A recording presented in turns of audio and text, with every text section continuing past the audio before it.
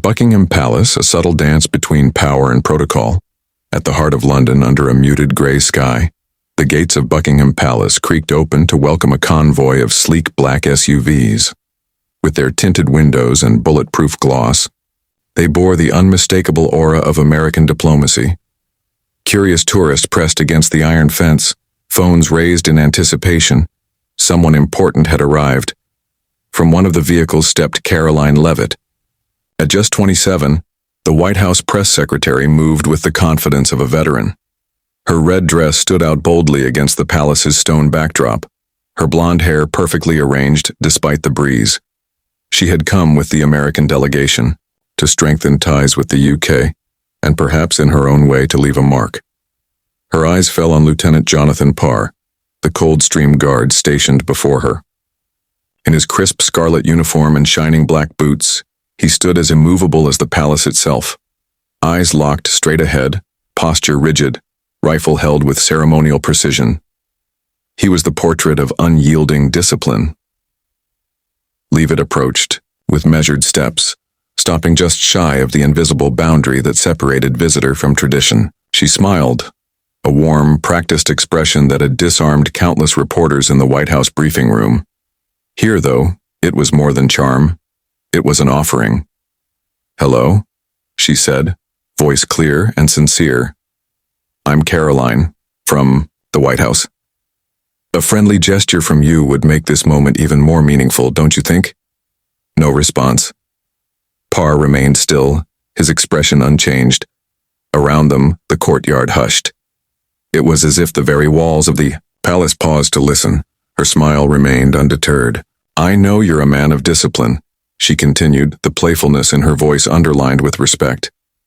"But in America, a smile can open a whole world."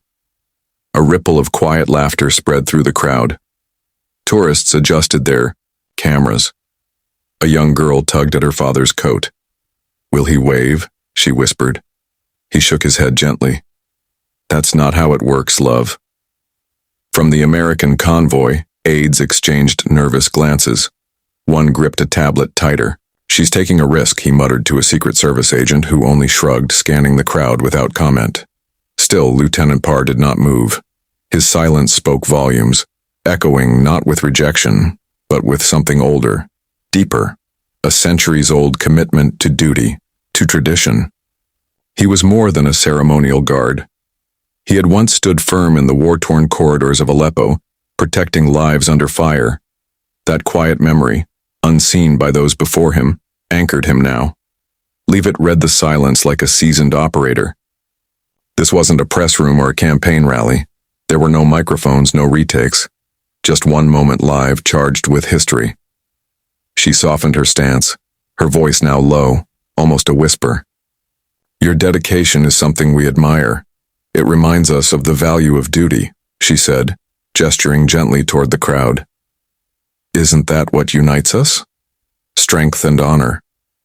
A few clapped. A mother whispered to her son, "She's trying to make friends." Still, Parr remained unmoved.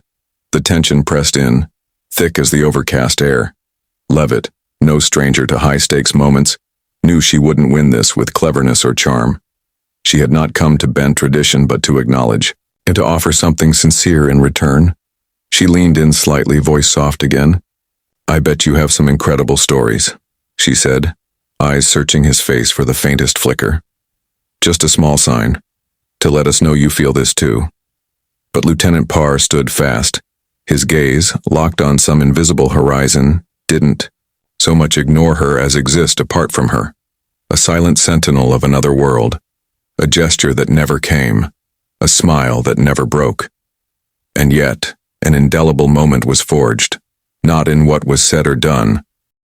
The courtyard standoff Caroline Leavitt stood tall beneath the grey London sky, her confidence unwavering, at least on the surface. She could feel the weight of every gaze, the phone still raised, lenses capturing each moment like history unfolding. Near the black SUV convoy, her team grew visibly tense. The communications aide, eyes fixed on his tablet, muttered under his breath, "If this clip gets cut the wrong way, we'll be putting out fires all week." A Secret Service agent kept his hand lightly pressed to his earpiece, his eyes scanning the crowd, alert to anything unusual. But Levitt was undeterred. She had weathered storms on the Trump campaign trail and stared down hostile press rooms with practiced poise. This, too, was a stage, and she wasn't about to exit without leaving a mark. She tried again, her voice laced with admiration. "You know," she said gently, "your steadfastness reminds me of American soldiers, always standing firm for what they believe in. Can't we share this moment together?" She opened her arms slightly, a gesture inviting unity. A few clapped. One American exchange student cheered. "She's really trying." But Lieutenant Jonathan Parr remained unmoved, stoic and silent, the very image of discipline. His breathing was so controlled it barely seemed to disturb the air around him. He was a living statue, rifle gripped, gaze fixed. The crowd's reaction began to split. An elderly Englishman, his poppy badge bright against a worn coat, whispered to his wife, "She's got heart, but she doesn't understand our ways." Freelance journalist scribbled furiously in her notebook. Levitt faces formidable silence from the guard. A group of American students nearby live-streamed the moment with the caption, "Caroline Levitt versus the Queen's Guard. Who blinks first?" But even the light laughter began to fade. The crowd slowly sensed there was something more profound happening. Parr's silence wasn't just stubbornness, it was a declaration, a reminder of tradition that could not be swayed by charm or charisma. The wind picked up, chilling the courtyard and heightening the moment's tension. Levitt, with her sharp communicator's instincts, recognized the shift. She hadn't come to challenge protocol, but to create a memorable, respectful gesture. Yet Parr, through his very stillness, was telling a different story, one of unwavering duty and the quiet power of silence. Her eyes flicked toward him again, not with defiance, but with something more curious now. Was there any way through this ancient wall? Then, from a side gate, another figure entered with quiet precision. Major Caroline Brooks of the Royal Protocol Office walked with practiced authority, her navy uniform immaculate, her hair in a flawless bun, her gaze calm and clinical. She didn't rush. She didn't need to. A ripple of whispers moved through the crowd. "Who's that?" someone murmured. Brooks halted a few steps from Levitt and took in the scene. The guard's stillness, the poised press secretary, the bristling tension among her staff. She tilted her head politely. Her voice, when it came, was firm and elegant, every syllable wrapped in a crisp British cadence.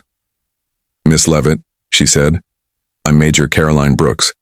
I must respectfully invite you to return to the designated guest area so that the ceremony may continue as intended." It wasn't a command, but it left no room for misunderstanding. Levitt, ever the communicator, smiled smoothly, an expression both warm and strategic. "Major Brooks," she replied, her voice honeyed with diplomacy, "I deeply respect the traditions here. I only hope to show America's admiration for this remarkable institution." She turned briefly to the crowd, inviting their understanding. With her tone, a few nodded. One British mother whispered to her child, "She speaks well." But Brooks didn't budge. Her expression was calm, composed.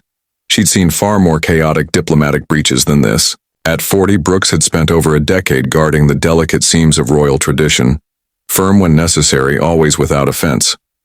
"We appreciate your sentiment," Brooks said evenly, "but the Coldstream Guards are a symbol of duty to the Crown. Close engagement may unintentionally disrupt that symbolism." Her words were courteous, but they drew a definitive boundary. The crowd shifted. An English veteran with medals on his coat gave an approving nod. "She's right," he murmured. "This isn't the place for improvisation." A journalist wrote quickly, "Brooks asserts tradition. Levitt must choose her next move carefully." Levitt felt the eyes again, still watching, still recording. She knew the stakes. Every second here was another headline waiting to be written. Her communications aide caught her eye from the convoy, his expression urgent. "She needs to wrap this up," he whispered to a nearby agent, "or we're looking at bad press." But Levitt didn't panic. She'd faced worse. She remembered campaign debates where a few words could flip public perception, and she knew the value of timing. With grace, she nodded at Brooks. "I completely understand, Major," she said, her voice clear but respectful. "This tradition is what makes this place so special. I only wanted to honor it." Then slowly she stepped back, a small but deliberate movement, a gesture of understanding, a bow to tradition. A hush fell. Then a few scattered claps. A child with a balloon cheered, "She's awesome!" But Levitt's gaze drifted once, more to Lieutenant Parr. He hadn't moved, not once. His silence and Brooks' intervention had reshaped the moment. The crowd no longer watched the visitor. They now looked at the guard and saw something deeper. Not resistance, not arrogance, but devotion, legacy, unshakable resolve. And in that silence, Caroline Levitt understood the message perfectly.